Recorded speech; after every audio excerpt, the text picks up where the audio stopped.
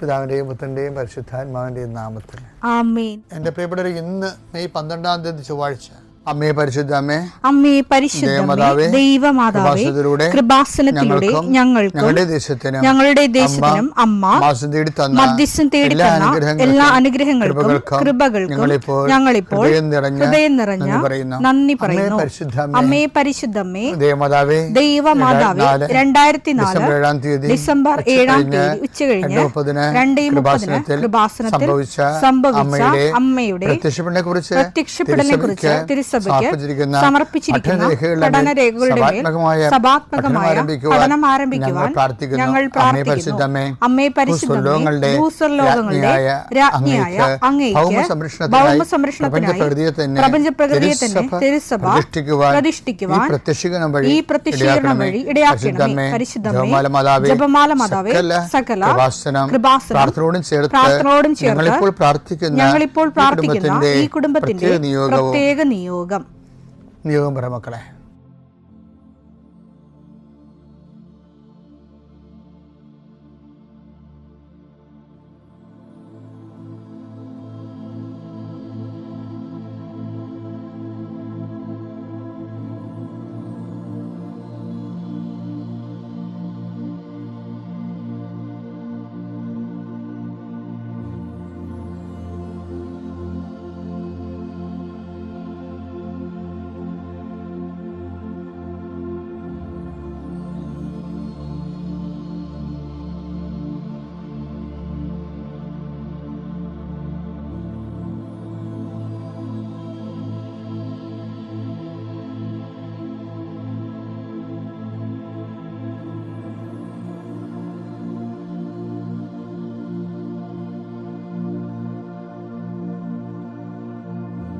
അമ്മയുടെ പ്രത്യക്ഷീകരണത്തിന്റെ ഈ അനുഗ്രഹവേളയിൽ ഞങ്ങൾക്ക് സാധിച്ചു തരുവാൻ കനിയണമേ. ആമേൻ. വിശ്വാസ പ്രമാണം.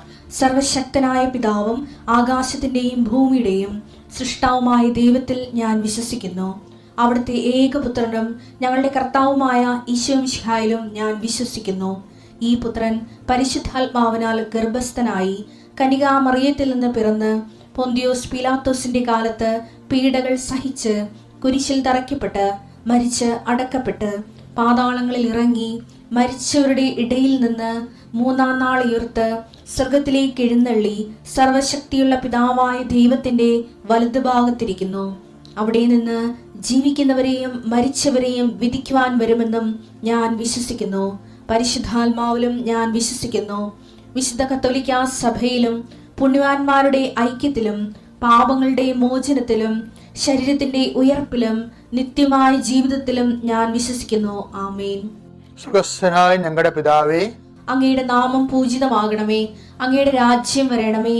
അങ്ങയുടെ തിരുമനസ് സ്വർഗത്തിലെ പോലെ ഭൂമിയിലും ആകണമേ. അന്നു വേണ്ടുന്ന ആഹാരം ഇന്ന് ഞങ്ങൾക്ക് തരണമേ. ഞങ്ങളോട് തെറ്റ് ചെയ്യുന്നവരോട് ഞങ്ങൾ ക്ഷമിക്കുന്നത് പോലെ ഞങ്ങളുടെ തെറ്റുകൾ ഞങ്ങളോടും ക്ഷമിക്കണമേ. ഞങ്ങളെ പ്രലോഭനത്തിൽ ഉൾപ്പെടുത്തരുതേ, തിന്മയിൽ ഞങ്ങൾ രക്ഷിക്കണമേ. ആമേൻ. നന്മ നിറഞ്ഞ മറിയമേ, സ്വസ്തി. കർത്താവ് അങ്ങയുടെ കൂടെ സ്ത്രീകളിൽ അങ്ങ് അനുഗ്രഹിക്കപ്പെട്ടവളാകുന്നു. അങ്ങയുടെ ഉദരത്തിൻ ഫലമായി ഈശോ അനുഗ്രഹിക്കപ്പെട്ടവനാകുന്നു. പരിശുദ്ധ മറിയമേ, തമ്പുരാന്റെ അമ്മേ, പാപികളായ ഞങ്ങൾക്ക് വേണ്ടി ഇപ്പോഴും ഞങ്ങളുടെ മരണസമയത്തും തമ്പുരാനോട് അപേക്ഷിക്കണമേ. ആമേൻ. കർത്താവേ, നിന്റെ ഉന്നതമായ നാമത്തിന് സ്തോത്രം ചെയ്യുന്നു. കർത്താവേ, നിന്റെ വിശുദ്ധ പൗരോഹിത്യത്തെ മഹത്വപ്പെടുത്തണമേ. കർത്താവെ, സഭയിലുള്ള സാന്നിധ്യം പ്രകടമാക്കണം. 40 വർഷം ഞാൻ അർപ്പിച്ച കൃപാനയുടെ യോഗ്യതയാണ്. കൃപാസന അൾത്താറെ ജീവനോടെ പ്രത്യക്ഷപ്പെട്ട പരിശുദ്ധ അമ്മയുടെ മാധ്യസ്ഥത്തില് ഞാൻ മക്കളെ ആശീർവദിക്കുന്നു. ഈശോയെ, എവിടെയെങ്കിലും യാത്ര ചെയ്യുന്ന മുമ്പ് ഇതൊന്ന് കൂടിയിട്ട് പോണവരുണ്ട്. ഈശോയെ, അവർ മക്കളുടെ ഇന്നത്തെ മുഴുവൻ യാത്രകൾ ഞാൻ അങ്ങേക്ക് ഏൽപ്പിക്കുന്നു. അവരുടെ കണ്ണുനീര് ഉപ്പണം കർത്താവെ. അവർ പോകുന്ന ഇടങ്ങളിൽ നീ അവിടെ കൂടെ പോകണം. പലരും ഒറ്റക്കാണ്. പലരും അവർ ഒറ്റക്ക് പോയിട്ട് നടക്കാത്ത പല കാര്യങ്ങൾക്ക് വേണ്ടിയാണ് പോണത്. ഓഫീസിലായാലും കോളേജിലായാലും സ്കൂളിലായാലും പരീക്ഷയ്ക്കായാലും ജോലിക്കായാലും ഇൻ്റർവ്യൂവിനായാലും മറ്റ് റവന്യൂ ആയിട്ടുള്ള കാര്യങ്ങൾക്കായാലും കർത്താവ് അങ്ങയുടെ മക്കൾ പോകുന്ന ഇടങ്ങളിലെല്ലാം I come with you wherever you go മുഖത്തെ ആവേശപ്പെടുത്തുന്ന അങ്ങയുടെ അഭിഷേക വചനമാണ്. നീ എവിടെ പോയാലും ഞാൻ നിലകൊണ്ടാകും. കർത്താവെ, ഞങ്ങൾ ആഴമായത് വിശ്വസിച്ചുകൊണ്ട് കർത്താവ് ഈ മക്കൾ നിന്നെയും കൊണ്ടുപോകാൻ ഇടയാക്കണമേ. അമ്മേ പരിശുദ്ധമേ, സമയത്തിൻ്റെ അധികാരി സഞ്ചാരി മാതാവേ, അങ്ങയുടെ മക്കളുടെ കൂടെ സഞ്ചരിക്കണമെന്ന് പ്രാർത്ഥിക്കുന്നു. പിതാപുത്രനും പരിശുദ്ധാത്മാവായ സർവേശ്വര എന്നേക്കും ആമേൻ. എൻ്റെ പ്രിയപ്പെട്ടവരെ, നമ്മൾ ഈ ദിവസങ്ങളിൽ ചിന്തിച്ചിരിക്കുന്ന ഒരു വിഷയം ചെയ്യുന്ന ഉടമ്പടിയും ചിന്തിക്കുന്ന ഉടമ്പടിയും. ചിലപ്പോൾ ഇത് രണ്ടും രണ്ടായിട്ട് മാറും. ഈ ചിന്തിക്കുന്ന ഉടമ്പടി തന്നെയാണ് ചെയ്യണതെന്ന് ഉറപ്പുവരുത്തിയ ഉടമ്പടിയുടെ സമ്പൂർണ്ണ ഫലം ഉണ്ടാകും. അപ്പം നിങ്ങൾ ചോദിക്കും, എന്താണ് ചെയ്യുന്ന ഉടമ്പടി, എന്താണ് ചിന്തിക്കുന്ന ഉടമ്പടി? കഴിഞ്ഞ ദിവസങ്ങളിലുള്ള സാക്ഷ്യങ്ങളിൽ നല്ല സാക്ഷ്യം, അതായത് രശ്മി തോമസിൻ്റെ സാക്ഷ്യത്തെക്കുറിച്ച് ഞാൻ ആദ്യവാഴ്ച പറയുന്നുണ്ട്. അതായത് ഇന്നത്തെ ധ്യാനം രശ്മി തോമസിൻ്റെ സാക്ഷ്യമാണ്.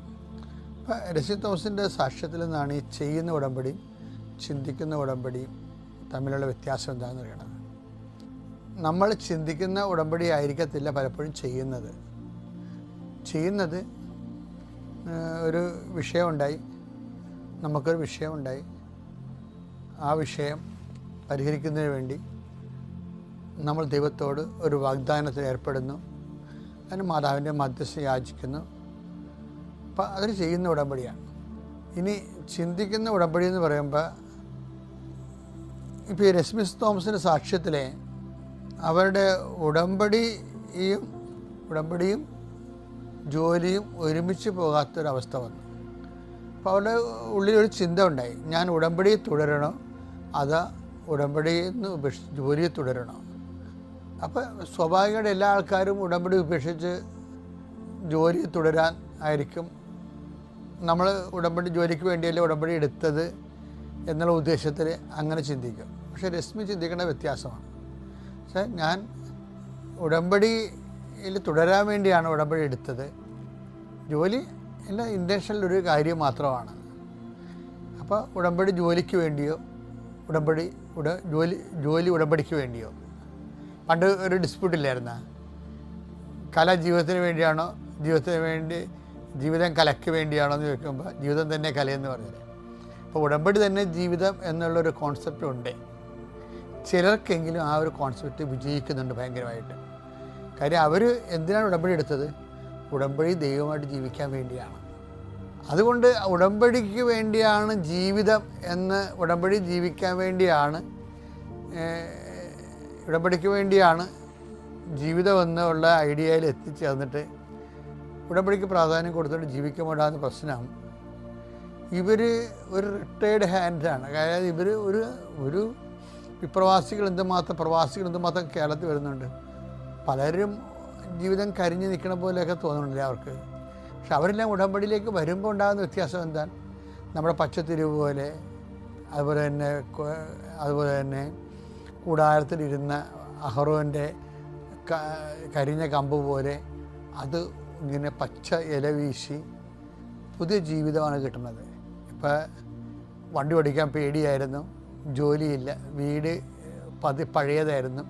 അപ്പോൾ എന്തെല്ലാം ഇവൾ ചോദിച്ചോ അതെല്ലാം അമ്മ അവർക്ക് വളരെ നിമിഷം നേരം കൊണ്ട് കൊടുത്തു. പിന്നെ ഉടമ്പടി എന്ന് പറഞ്ഞ ഒരു അലാവുദ്ദീനും അത്ഭുത വിളക്കും തമ്മിലുള്ള ഒരു മാജിക് പരിപാടിയൊന്നുമല്ല, മറിച്ച് കർത്താവിൻ്റെ വചനമുണ്ട്. ആ വചനത്തിൻ്റെ വാഗ്ദാന പൂർത്തീകരണമാണ്.